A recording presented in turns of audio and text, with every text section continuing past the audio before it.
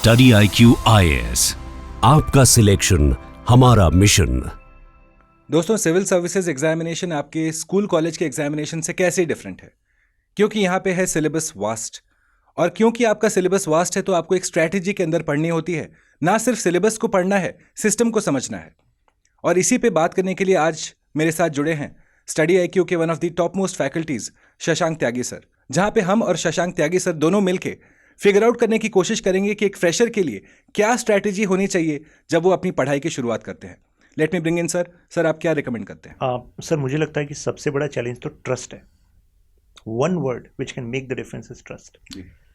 सबसे पहले तो स्टूडेंट को अपने ऊपर ट्रस्ट, क्या मैं इस एग्ज़ाम के लिए बना हुआ हूँ, क्या इस एग्ज़ाम की जो रिक्वायरमेंट है उस रिक्वायरमेंट के हिसाब से अगले कुछ महीनों में मैं अपना बेस्ट दे पाऊँगा, इसका ट्रस्ट। फिर जो कंटेंट मैंने रेफ़र करा है, क्या मुझे इस पर पूरा ट्रस्ट है? तो मतलब ultimately things comes to trust, यहाँ से शुरुआत होती है। फैकल्टीज जिनसे मैं पढ़ रहा हूँ, क्या मुझे उन पर ट्रस्ट है?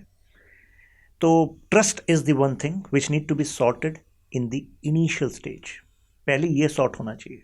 आपका क्या मानना है? Rightly put sir. इनफैक्ट आप जब बात करते हैं ट्रस्ट की, तो वो ना सिर्फ स्टूडेंट को अपने आप के ऊपर, पर वो जिस इंस्टीट्यूट के साथ जुड़ते हैं एग्जैक्टली उसका ट्रस्ट कितना है, क्या वैल्यू है, आपको जो फैकल्टी अलॉट हो रहे हैं क्या आपको वही पढ़ा रहे हैं जी, या मार्केटिंग किसी और के नाम से हो रही है और क्लास में कोई और है। वहां पे ये ट्रस्ट डेफिसिट डेवलप होता है, जिसके चलते आता है self doubt, and then your preparation goes haywire. Sir, मतलब मुझे लगता है कि मतलब जो ट्रस्ट वाला फैक्टर है ये कोचिंग से भी गहरा फैक्टर है। तो सबसे पहले इसको क्लैरिटी में लाइए कि क्या आप इस एग्ज़ाम को क्लियर करने के लिए अब कमिटेड हैं। तो उसके लिए क्या करना चाहिए, मतलब what can be the initial steps. चलिए सर, हेल्प करते हैं स्टूडेंट्स की कि सबसे पहले तो अपने ऊपर ट्रस्ट कैसे लाएं, इस प्रोसेस पे ट्रस्ट कैसे लाएं। तो अब क्या कुछ पॉइंटर्स आप ऐसे पिन पॉइंट कर सकते हैं, मतलब इट्स एन ओपन डिस्कशन, जिससे वो समझ पाएं कि इस एग्जाम के लिए मैं बना हुआ हूँ कि नहीं बना हुआ। क्योंकि सबसे बड़ा डाउट तो यही होता है स्टूडेंट के मन में। उसके बाद सारी चीज़ें आती हैं कि क्लास लेनी है, कोचिंग, टीचर, कंटेंट, वो सब इसके बाद आता है। कैसे पता लगाए स्टूडेंट? एक स्टूडेंट अगर एक फ्रेशर शुरुआत कर रहा है तो वो ट्रस्ट इनिशियली तो बहुत टाइम लगेगा सर बिल्डअप होने में। सबसे पहला स्टेप तो है कि आप अपने आप को अवगत कराइए एग्जामिनेशन के डिमांड्स, इसके रिक्वायरमेंट्स के हिसाब से। क्या आप विलिंग हो कि आप वो 12 महीने का कठिन परिश्रम करने के लिए तैयार हो क्या आप? और उसके लिए I think one of the most recommended steps है कि आप पहले सिलेबस को देखिए, वो चाहे प्रीलिम्स का हो चाहे मेंस का हो। हैव एन ओवरव्यू फर्स्ट कि हम जिस चीज में कूदने जा रहे हैं, सही बात है, क्या वो हमारे डुएबल है क्या? वो that should be the first step. Would you agree sir? I would agree. और स्टार्टिंग में ना ऐसा भी लगेगा आपको कि यार अभी तक तो मेरी जो रीडिंग हैबिट है उसमें मैं से 2 घंटे भी एक बार में नहीं पढ़ रहा था या नहीं पढ़ रही थी, और ये एग्ज़ाम रिक्वायरमेंट रखता है कि यार 7-8 घंटे ऑन एन एवरेज पढ़ो। ये डिपेंड करता है क्वालिटी आपकी स्टडी पर भी। कुछ ऐसे भी एस्पिरेंट्स हैं, जैसे लास्ट ईयर जो हमारे यहाँ से सेलेक्ट हुए हैं, Nilesh Goyal, online live batch के स्टूडेंट थे। तो उनका कहना था कि वो जॉब के बाद मॉर्निंग का एक स्लॉट मिलता था, इवनिंग का एक स्लॉट मिलता था, तो सब कुछ मिला के उनके पास 5 से 6 घंटे बचते थे। लेकिन उसका क्वालिटेटिव वे में उन्होंने इस्तेमाल किया कि भाई रिकॉर्डेड क्लास लाइव में नहीं आ पाई जिस दिन, तो रिकॉर्डेड को कंप्लीट करा, फिर आंसर राइटिंग करी, मेंटोर के पास गए।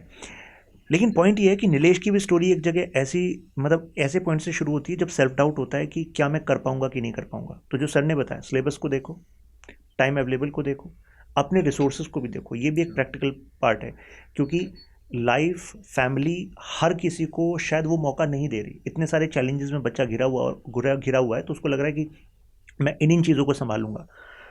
तो अगर पहले दिमाग में सॉर्ट कर लिया ना कि भाई जॉब भी हो सकता है करनी पड़ सकती है बीच में, ऐसा भी हो सकता है कि अभी जो फैमिली सपोर्ट मिल रहा है वो फैमिली सपोर्ट ना मिले, कुछ और चैलेंजेस भी हो सकते हैं। लेकिन सभी चैलेंजेस को देखते हुए भी अगर मैंने ठान लिया है कि मुझे इस जॉब में जाना है, और मैंने ये भी मान लिया है कि मैं ज़ीरो पे हूँ लेकिन करना है तो करना है, तो अगर ये क्लैरिटी आ गई ना, तो काफ़ी सारी जो एनर्जी सेल्फ डाउट में, ट्रस्ट नहीं है, इस पे जाती है ना, वो बच जाएगी। और वो बच जाएगी तो फिर बस मोमेंटम आ जाएगा।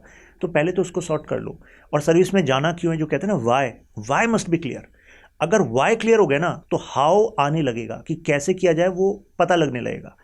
लेकिन वाई अंदर से क्लियर होना चाहिए। नहीं तो 2 दिन तैयारी करोगे, तीसरे दिन लगेगा क्यों ही कर रहा हूँ, शायद प्राइवेट सेक्टर में बेटर होता है, आगे पता नहीं क्या होगा। ये सब नहीं होना चाहिए। वाई क्लियर होना चाहिए कि यार ये इंडिया की सबसे बड़ी जॉब है। अगर गवर्नमेंट सर्विसेज की बात करें, ये इमेंस पावर देती है, भारत जो चल रहा है तो इसमें 70% से ज़्यादा फैसले ब्यूरोक्रेट्स ही ले रहे हैं। बाकी मतलब ऐसा कहना है, मिस्टर अनिल स्वरूप का फॉर्मर IAS ऑफिसर, SDM से लेकर secretary to government of India रह चुके हैं, और बाकी 30% के आसपास जो फैसले हैं उसमें पॉलिटिकल बॉसेस, उनका विजन, पार्टी का एजेंडा, ये सब चीज़ें इन्वॉल्व होती हैं। लेकिन देश IAS चला रहे हैं, आपका एक फैसला इतने सारे लाइफ्स को चेंज कर सकता है, चाहे आप IAS हैं, IPS हैं।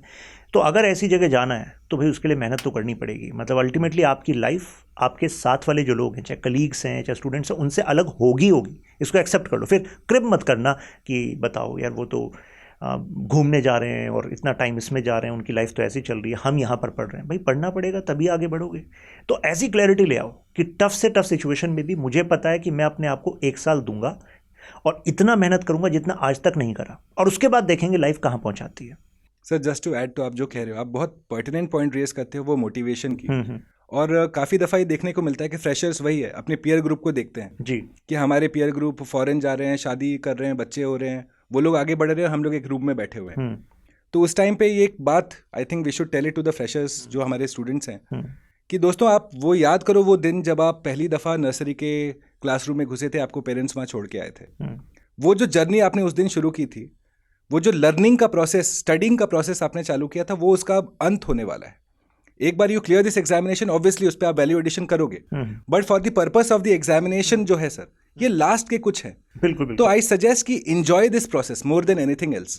सक्सेस हो ना हो वो तो बहुत फैक्टर्स पे डिपेंड करता है, पर एक मोटिवेशन बनाए रखने के लिए आप ये मान के चलो कि ये प्रोसेस का कल्मिनेशन है। इसके बाद आपको ये कभी मौका नहीं मिलेगा sir, and I am sure you will agree कि आप 12 घंटे मेज पे बैठ के पढ़ाई कर रहे हो और नोट्स बना रहे हो, ये मौका नहीं मिलेगा आसानी से। आपको ब्यूरोक्रेसी में जाने के बाद ऐसा तो होगा कि आपको कैबिनेट नोट पे बैठने के लिए मीटिंग चल रही है लगातार, उसके लिए आप पढ़ भी रहे हो, लेकिन उसके मतलब वो लेवल ऐसा हो जाता है कि बेसिक काम करने के लिए आपके पास इतने सारे लोग हैं, कंसल्टेंट्स हैं, बाकी लोग हैं, लेकिन ये जो मौका है ये वाकई दोबारा जॉय ऑफ लर्निंग जिसे कहते हैं। इतने सारे डायमेंशंस को एक साथ पढ़ने का मौका आपको केवल UPSC सिविल सर्विस एग्जाम का सिलेबस दे सकता है। इंडिया में इसके अलावा कोई एग्जाम नहीं है कि जो इतने डायमेंशंस पे आपके दिमाग को ओपन करने का एक मौका आपको दे रहा हो। तो डेफिनेटली इनफैक्ट वो तो UPSC अपने एग्जाम पैटर्न में भी आपसे डिमांड करता है जी कि प्रीलिम्स में you should have factual analysis concepts. जी फिर जब आप मेंस में जाते हो तो आप एनालिसिस प्रोवाइड करो, प्रोज कॉन्स बताओ, डिसएडवांटेज एडवांटेज बताओ, आइडेंटिफाई करो कि किस क्वेश्चन को कैसे आंसर करना है। Critically analyse is different from elucidate and discuss and comment, उससे बहुत अलग है। और फिर आप जब इंटरव्यू पे पहुंचते हो तो आपका ओपिनियन, आपका बॉडी लैंग्वेज, आपका कम्युनिकेशन स्किल्स, तो एक होलिस्टिक तरीके से UPSC आपको टेस्ट कर रहा है, which means it is recommended कि किसी कैंडिडेट का एक होलिस्टिक पर्सपेक्टिव भी हो, बिल्कुल, स्ट्रैटेजी भी होलिस्टिक हो सर। बिल्कुल। So how should that strategy be guided? Sir मुझे लगता है कि जैसे मेंस के लेवल पे आपको लिखना है, 1750 मार्क्स का आपका मेंस है। Clarity inside is clarity outside. तो जो आप लिखते हैं ना, तभी एग्जैक्टली आपको पता लगता है कि इस टॉपिक के बारे में आप कितने वाकई क्लियर हैं। जब आप ऐसे लिखते हैं तब जाकर आपको पता लगता है कि कितने डायमेंशन से इस पर्टिकुलर टॉपिक को आप सोच पा रहे हैं, एक्सप्रेस कर पा रहे हैं, और यही clarity in expression UPSC check करता है। तो जब आप तैयारी शुरू करें तो उसी के समय हम एडवाइस करते हैं, जैसे अपनी बैचेस में भी, कि साथ में आंसर राइटिंग करो। हम इंसेंटिवाइज करते हैं इनफैक्ट, जो अभी आपके P2I बैचेस हैं, हम कहते हैं कि आपने अगर आंसर राइटिंग प्रैक्टिस करी है, जो मैंने या सर ने जो सिखाया आपको, और फिर कहा ये आंसर अटेम्प्ट करना है, अगर केवल आपने वो अटेम्प्ट करना स्टार्ट कर दिया, रिविजन भी होगा। वो जो क्लैरिटी इनसाइड है कि सर ने आपको कॉन्सेप्ट पढ़ा है, लेकिन वाकई वो कॉन्सेप्ट इस गहराई तक समझ में आया कि नहीं आया कि आप लिख सकते हो। वो वर्ड्स जो सर ने यूज़ करे, वो वर्ड्स रिटेन हुए कि नहीं, वो तो तभी पता लगेगा ना जब लिखोगे। और अगर आप ऐसा कर रहे हो तो हम तो जो आपका टॉप 10% स्टूडेंट्स को हम अलग से छांट रहे हैं, we are identifying them in current P2I batch, जो भी न्यू बैचेस हैं। क्यों? क्योंकि हमें उनको प्रीलिम्स रेजिडेंशियल प्रोग्राम में अलग से ट्रेन करना है। तो उसमें ये भी एक क्राइटेरिया है। 25% वेटेज हमने केवल इसी चीज़ का दिया है कि जो क्लास में आपको टास्क दिया लिखने का या MCQ प्रैक्टिस करने का, वो किया कि नहीं किया। तो आप बस इस अपॉर्चुनिटी, ऐसी अपॉर्चुनिटी है, ऐसे स्ट्रक्चर को अपनी तैयारी में रखो। मतलब अगर कोई हमारे बैच का भी स्टूडेंट नहीं है तो उनको भी एडवाइस है कि करना अल्टीमेटली यही है, जो पढ़ा है उसको लिख कर देखो, यही पहुंचाएगा आपको। इनफैक्ट सर जो बात कर रहे हैं, आई एम श्योर हमारे स्टूडेंट्स, अगर मैं उनके लिए पैराफ्रेज कर दूं कि इस एग्जाम में आपके 2 पहलू हैं जिस पे आपको काम करना है। एक है आपका नॉलेज, जो आप कॉन्सेप्ट्स, क्लैरिटी, आपका सब्जेक्ट का कवरेज है, और दूसरा है कि उस नॉलेज को आप कैसे अप्लाई करते हो क्वेश्चन सॉल्विंग में, अब वो चाहे MCQ हो चाहे आंसर राइटिंग हो सर। और जैसा शशांक सर रिकमेंड कर रहे हैं, you begin answer writing and question solving from day 1। वो एक स्पेसिफिक मोमेंट, एक मुहूर्त का वेट मत करिए कि मेरा सिलेबस इतना कंप्लीट होगा फिर हम वो काम करेंगे, क्योंकि रियलाइज दिस फैक्ट कि आपका सिलेक्शन बेस्ड है कि क्या आप 2 घंटों में हाई रेट ऑफ एक्यूरेसी के साथ सवाल लगा सकते हो, क्या आप मेंस में जब जाते हो तो सारे क्वेश्चंस को अटेम्प्ट कर सकते हो इन अ लॉजिकल रीजनेबल मैनर। वहाँ पे तो चैलेंज मेन मुद्दा यही होता है सर कि पेपर को फिनिश कर लें एक बार। बिल्कुल बिल्कुल, वहाँ पे वो टाइम ही नहीं मिलता कि हम इंडिया के मैप को एकदम लॉजिकली बनाए, और वो सब है। सही बात है। So you have to first focus on the essentials and then focus on the value addition. Exactly, when I am saying day 1 तो इसका मतलब है कि कुछ कंटेंट आपने पढ़ लिया उसके बाद, और वैसे आंसर राइटिंग में मैच्योरिटी ग्रेजुअली आती है क्योंकि कितने क्वेश्चंस डिमांड करते हैं इंटरलिंकेज ऑफ द टॉपिक्स, लेकिन फिर भी आपको शुरुआत से ही अटेम्प्ट करने की इसलिए सलाह दी जाती है कि इस बहाने रिविजन भी हो जाएगा, आपका आंसर स्ट्रक्चरिंग आपको आ जाएगी। इट्स नॉट अबाउट कि कितना अच्छा आंसर आप लिख रहे हैं, वो तो लिखेंगे ग्रेजुअली, बाद में लिखेंगे। एक एक्वायर्ड ट्रेट है ना sir, answer writing is an acquired trait, it takes time. हम भी जब थे सर, हम लोग भी पहले दिन बहुत अच्छे आंसर नहीं लिखे थे, बट जब उस पे काम किया 3-4 महीनों तक, फिर हमने खुद देखा कि अच्छा हमारे आंसर्स पहले बहुत मीडियोकर लेवल के थे, now at least it is above average. बिल्कुल। Coming to the live classes sir, because eventually एक स्टूडेंट को चाहिए कि आपका कॉन्सेप्चुअल क्लैरिटी एक होलिस्टिक पर्सपेक्टिव से हम करें, इंटरलिंकिंग जैसे आपने शब्द का प्रयोग किया सर, लाइव क्लासेस की क्या महत्ता होती है? आप सबसे पहले तो डिसिप्लिन बन जाता है। एक काम जो स्टूडेंट्स नहीं कर पाते, कितने लोग स्ट्रगल करते हैं कि एक पर्टिकुलर स्लॉट में ये काम होना ही होना है, और अगर हम ऐसा करते रहेंगे तो 10 डेज में we will be done with this much syllabus, ये नहीं हो पाता कई बार। तो लाइव क्लास में ये होता है कि अब ये हो जाएगा, प्लस इंटरेक्ट करते हैं आप फैकल्टीज से, और उस इंटरेक्शन से वो जो एंगेजमेंट होता है ना, वो आपको काफ़ी सारी चीज़ों को याद रखने के लिए मजबूर कर देता है। अल्टीमेटली हैबिट बिल्ड करनी है तो लाइव क्लासेस से आपकी हैबिट बिल्ड होती है, टाइमली कोर्स कंप्लीट होता है, जो डाउट्स हैं वो क्लास में ही सॉल्व होते हैं, और उससे अल्टीमेटली आपकी प्रिपरेशन में वो कॉन्फिडेंस आता है जो आपको चाहिए। राइट। तो फॉलो लाइव क्लासेस। मतलब मैं तो कहता हूँ कि अगर कोई लाइव क्लास को मिस कर रहा है ना मेरी, तो मैं कहता हूँ कि अगर दुनिया खत्म होने वाली है और तुम ही बचा सकते हो, फिर तो भाई तुम्हें जाना चाहिए, क्योंकि तुम बचाओगे तभी हम बचे रहेंगे। लेकिन अगर कोई ऐसा केस नहीं है तो you should be in live class, because it's about habit. But then let's agree sir कि it's not possible for every candidate. जैसे आपने कहा कि कुछ कॉलेज के स्टूडेंट्स होंगे, कुछ वर्किंग कैंडिडेट्स होंगे, जी। So for them we have the provision of video on demand, जी, फिर रिकॉर्डेड लेक्चर्स में। एग्जैक्टली, जैसे नीलेश के लिए मैंने बताया 77th रैंक, तो वो लाइव क्लास नहीं कर पाता था, तो वो रिकॉर्डेड वाला पोर्शन करता था, फिर टेस्ट सीरीज करता था, लेकिन सेम डे वो करता था। और अगर किसी वजह से मिस हो गया तो वीक से ज़्यादा पुश नहीं होने देना, क्योंकि एक बार आपने उसको मतलब आपने पीछे रख दिया कि ठीक है हो जाएगा, तो फिर वो पेंडेंसी हो जाएगी और फिर अल्टीमेटली मोमेंटम ब्रेक हो जाता है। फिर डाउट का क्या सर? डाउट फिर अपना जो डाउट सेशन अलग से होते हैं आपके, जो सुपर मेंटरशिप होती है, आप भी लेते हैं, मैं भी लेता हूँ, जूम सेशंस के थ्रू वहाँ से सॉल्व कीजिए, या फिर आपके जो मेंटोर्स हैं उनके थ्रू सॉल्व कीजिए। और वैसे भी लाइव क्लासेस में हमें पता होता है कि एंड में फैकल्टीज क्लास के साथ साथ प्लस एंड में तो डाउट सॉल्व करते ही हैं। तो अगर आप किसी वजह से नहीं आ पा रहे हैं कि आपका ऑफिस है, कॉलेज है, कुछ भी है, तो एटलीस्ट उस टाइम स्लॉट में लाइव क्लास को ऑन कर लीजिए और जो भी आपके पेंडिंग डाउट्स हैं उसमें पूछ लीजिए, तो this can be a way. And another pain point sir, let's discuss it, कि नोट्स बनाने चाहिए या should you have the dependence on PPTs, PDFs, what is the recommended strategy? मैं तो अपनी क्लास में कहता हूँ कि देखो, रनिंग नोट्स तो बनाओ जरूर। मतलब जो मैं बोर्ड पे लिख रहा हूँ, जो एग्जांपल्स यूज़ कर रहा हूँ, जो क्वेश्चंस बना रहा हूँ, इंटरलिंकेज कर रहा हूँ, उसको साथ में लिखो। पर्पस ये है सर, क्योंकि ये एग्ज़ाम लिखने वाला ही है, और जब आप साथ में लिखते हैं ना, उसके बाद जब रिवाइज करते हैं, लेक्चर 1 के बाद क्विक रिविजन करो, रिविजन 1, तो उसमें आपका कम टाइम लगेगा, क्योंकि अभी अभी आपने पूरा सब कुछ लिखा है जी। और लेकिन अगर कुछ छूट जाए तो हम तो hand written notes already provide करते हैं, तो पीडीएफ आपको मिल रही है, but have this habit of noting things down. Sir in fact जब आप लिखते हैं जी, क्योंकि आपका पर्सनल एफर्ट लगा है उस लिखने में, you value it sir. Exactly. और उस नोट्स को आप पढ़ने के लिए एफर्ट भी लगाते हो क्योंकि आपने लिखा है। बिल्कुल बिल्कुल। और नोट मेकिंग इसीलिए भी रिकमेंडेड है, और सर भी अपने क्लासेस में हमेशा बताते हैं, क्योंकि फ्रेंड्स हम सारे फैकल्टीज जब भी हम लोग मेंस के लिए गए थे, ऐसा कोई किताब ही आज तक पब्लिश नहीं हुआ है जो पर सब्जेक्ट आपको स्टैटिक और करंट अफेयर्स दोनों बता दे। बिल्कुल। और मेंस में होने हैं दोनों चेक। तो यानी कि आपको अपना नोट्स खुद तैयार करना पड़ेगा, इंक्लूडिंग करंट अफेयर्स का interlinking in that. Exactly. And that is where those marks differentiators happen ना सर। बिल्कुल। वहीं पे आप इंटरलिंकिंग आइडेंटिफाई करते हो जो बाकी लोग नहीं कर पाते। बिल्कुल। Would you agree sir? Fact बिल्कुल फैक्ट है। और अल्टीमेटली हमें तो ना कंसाइज कर लेने नोट्स को। जैसे मेंस के लेवल पर आपके पूरा सिलेबस कंसाइज हो जाएगा कुछ A4 साइज पेपर में, शॉर्ट नोट्स, लेकिन वो ना आप किसी अगर टॉपर के भी शॉर्ट नोट्स ले लेंगे, वो आपके काम नहीं आएंगे, क्योंकि उस टॉपर के लिए क्या इंपॉर्टेंट था, क्या चीज़ उसको याद रहती है, क्या वो भूल जाता है, वो अलग था, आप अलग हैं। और अपने साथ जैसे सर ने कहा कि इंटरलिंकेज और वो करंट चेक होगा, तो अपने साथ ना कुछ फैक्ट्स की एक डायरी रखते हैं कि मुझे पता है यार जीएस पेपर 2 में मार्क्स कमाने के लिए we need to use this article, the supreme court judgment, ये कुछ अभी न्यूज़ में था, ये बिल न्यूज़ में था, तो उसको नोट कर लिया कि इस टॉपिक में ना ये 4-5 चीज़ें हैं, ये मसाले हैं, तो अगर इससे क्वेश्चन आए तो इन मसालों को तो मैं यूज़ करके आऊँगा, इससे मेरे मार्क्स बूस्ट होंगे। ऐसे इकोनॉमी में होता है, आई एम श्योर ऐसा ही ज्योग्राफी में। श्योर सर, ज्योग्राफी में भी आप डेटा निकालते हैं सर। जी बिल्कुल। चाहे जो भी सेक्टर हो, for example automobile sector sir, अभी पिछले 4 साल में क्या हुआ है, कौन सा ऑटोमोबाइल ज़्यादा बिक रहा है, 2, 3, 4 ट्रैक्टर्स क्यों बिक रहे हैं, फिर वहीं से आप निकाल देंगे कि एग्रीकल्चरल सेक्टर पे क्या इम्पैक्ट है, या अर्बन में डिस्पोजेबल इनकम कितना है जी। तो जब आप वो सारा हार्डवर्क करते हो तब आंसर राइटिंग हो जाता है आसान, क्योंकि आपने अपना ग्रेवी तैयार कर लिया सर। बिल्कुल बिल्कुल। जैसे आप जब रेस्टोरेंट जाते हो sir, there is not a lot of difference between paneer butter masala and paneer makhani. हाँ, ग्रेवी मोर और लेस सेम है, तो अपने को मेंस जाने से पहले भी ग्रेवी तैयार करके जाना है, then you go ahead and marks maximization होता है। बिल्कुल बिल्कुल sir.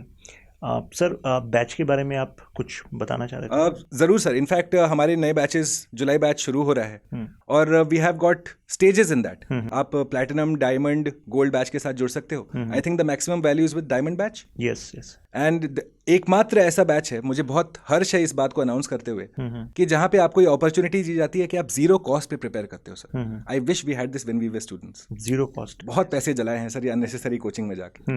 And similarly we have this opportunity at study IQ, जहां पे हम अपने टॉपर्स को, मंथली टेस्ट वाले टॉपर्स को 11,000 रुपए की मंथली राशि देते हैं। Now that is for no other purpose except to make sure that they remain motivated. Exactly. क्योंकि ये प्रिपरेशन है साइन वेव सर। बिल्कुल बिल्कुल। तो आपको एक फाइनेंशियल मोटिवेशन है, plus obviously it is a huge amount for majority of the country. 11,000 is not a small amount. Exactly. So this is the key feature that you get associated when you have a diamond batch.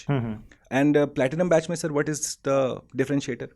I think जो mentorship है, जो faculty mentorship है अलग से, बस वो वाला part यहाँ पर diamond में additionally वहाँ पर हो जाता है। प्लस ये जो स्कॉलरशिप आपने बताई ये डायमंड में ही है जी। जो विजेता सफलता जो स्कॉलरशिप्स हैं, these are in diamond batch.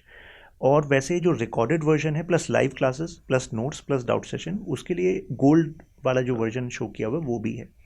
खैर पॉइंट ये है कि अल्टीमेटली आपको तैयारी शुरू करनी है और वो आप शुरू कर दीजिए, क्योंकि अगर आप 26 के लिए प्रिपेयर कर रहे हैं तो हमारे पास ज़्यादा टाइम नहीं है। 7th को हमारा नया बैच स्टार्ट हो रहा है, पॉलिटी मैं पढ़ाऊंगा, उसमें प्रीलिम्स मेंस कंप्लीट एक शॉट में हम पूरा कंप्लीट करेंगे। फिर मंथली करंट अफेयर्स जो होते हैं पॉलिटी एंड गवर्नेंस के, वो भी मैं लेता हूं, जिससे वो आपकी कंप्लीट एंड टू एंड तैयारी रहेगी।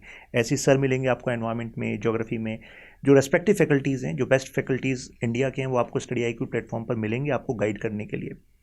तो पॉइंट है कि सर शुरू कर देना चाहिए अल्टीमेटली, जिससे आप उस फ्लो में आ जाएं जिस फ्लो का आपको इंतजार है। क्योंकि सर वही काल करे सो आज कर, आज करे सो अब। और 12 महीने वो देखने में लगता है 12 महीने, पर बहुत जल्दी बीतता है सर। स्पेशली जब आप देखें सिलेबस को sir, it's a vast syllabus and the earlier you finish your syllabus the better your chances of success in the examination. Main चीज़ है कि आपको एक स्ट्रक्चर मिल जाता है कि इस स्ट्रक्चर के थ्रू प्रिपेयर करना है और अल्टीमेटली टाइमली मेरे सब चीज़ें होती चली जाएंगी। फिर रिविजन के लिए भी PRP प्रोग्राम है।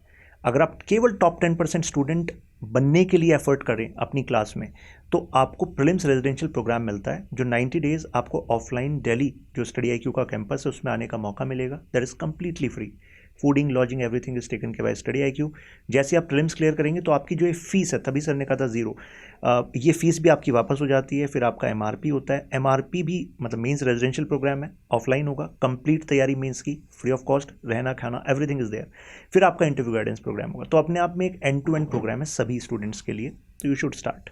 Absolutely sir. इनफैक्ट जब आप देखते हैं कि आपके पीछे इंडिया के फैकल्टीज हैं जी, you have mentors who are there जी, then you have chief mentor Anil Swarup sir, Alok sir has joined, chief secretary of former chief secretary of UP जी। तो you have the entire gamut of information that you need.